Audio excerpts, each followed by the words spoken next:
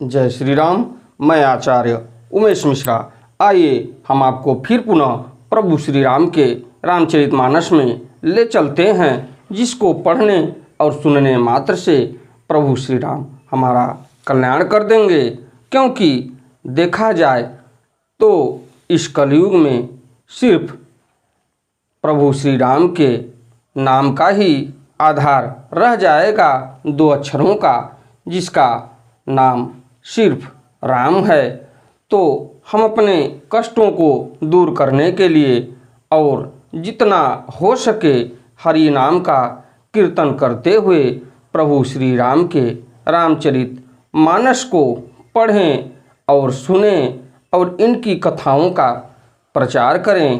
तो आइए ले चलते हैं हम आपको श्री रामचरित मानस के बालकांड में, जो को गोस्वामी तुलसीदास जी द्वारा रचित है।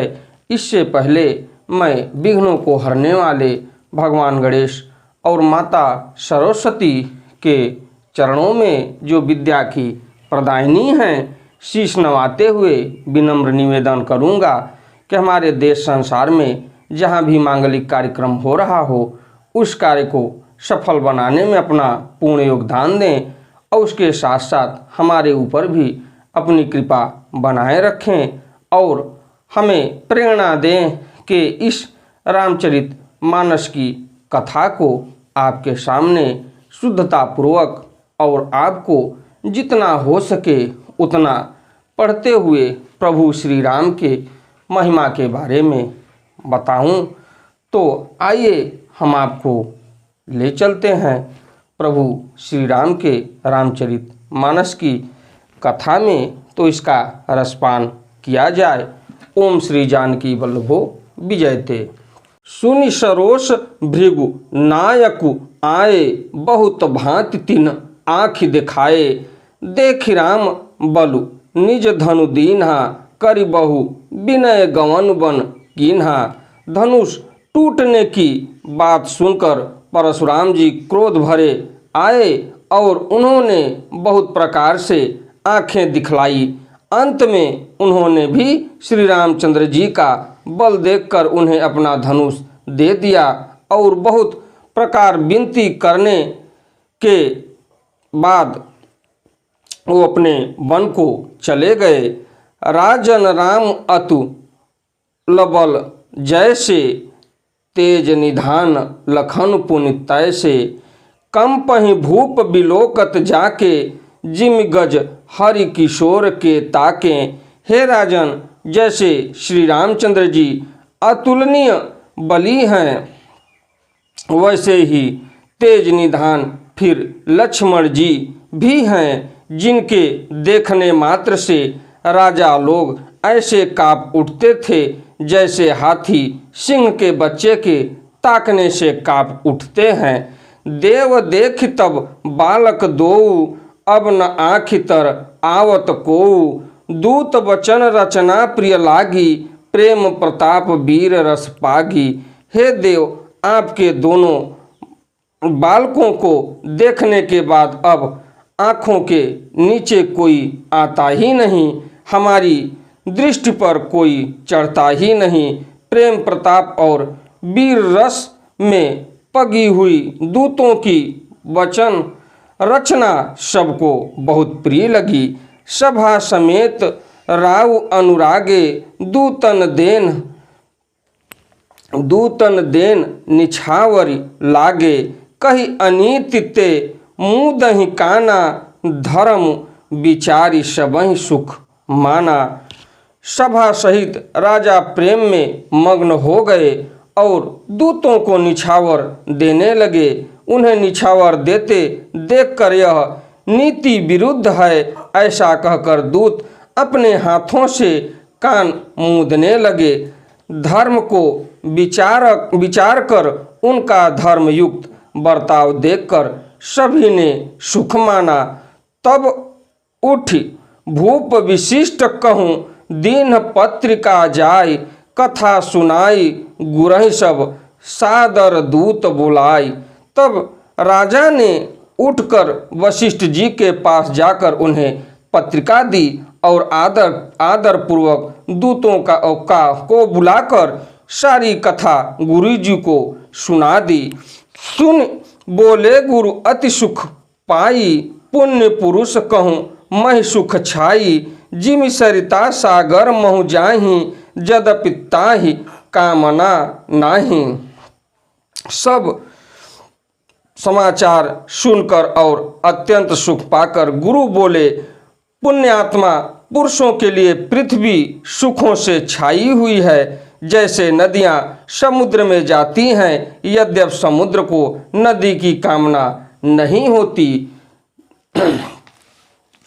तिम सुख संपत्ति बिनहि बुलाए, धर्मशील पहि जाहि शुभाए, तुम गुरु विप्र धेनु सुर सेवी, तसि पुनीत कौशल्या देवी।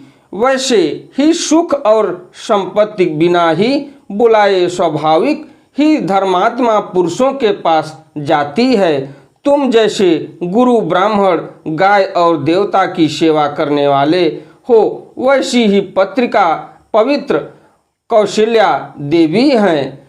सुकृति तुम समान जग माही, भयउ न है को होने नाही, तुम ते अधिक पुण्य बड़ काके, राजन राम सरीस सुत तजाके।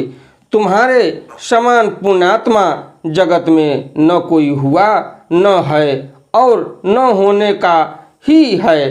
हे राजन, तुमसे अधिक पुण्य और किसका होगा, जिसके राम सरीखे पुत्र हैं, वीर विनीत धर्म व्रतधारी, गुण सागर बर बालक चारी। तुम कहूँ सर्व काल कल्याणा, सुजहूँ बारात बजाई निशाना। और जिसके चारों बालक वीर विनम्र धर्म का व्रत धारण करने वाले और गुणों के सुंदर समुद्र हैं, तुम्हारे लिए सभी कालों में कल्याण है। अतएव डंका बजवाकर बारात सजाओ। चलहूँ बेग सुन गुरु वचन, भले ही नाथ सिरनाई, भूपति गवने भवन तब, दूतन बासु देवाई। जो और जल्दी चलो। गुरु जी के ऐसे वचन सुनकर हे नाथ बहुत अच्छा कहकर और सिर नवाकर तथा दूतों को डेरा दिलवाकर राजा महल में गए। राजा सब रनि वासु बोलाई, जनक पत्रिका बाँचि सुनाई, सुनि संदेशु सकल हर्षानी, अपर कथा सब भूप बखानी। राजा ने सारे रनिवास को बुलाकर जनक जी की पत्रिका बाँचकर सुनाई। समाचार सुनकर सब रानियां हर्ष से भर गई। राजा ने फिर दूसरी सब बातों का जो दूतों ने मुख से सुनी थी वर्णन किया। प्रेम प्रफुल्लित राजहि रानी, मनहु शिखिन सुनि बारिद बानी, मुदित आशीष देहि गुरु नारी, अति आनंद मगन महतारी। प्रेम में प्रफुल्लित हुई रानियां ऐसी सुशोभित हो रही हैं जैसे मुरनी बादलों की गरज सुनकर प्रफुल्लित होती है।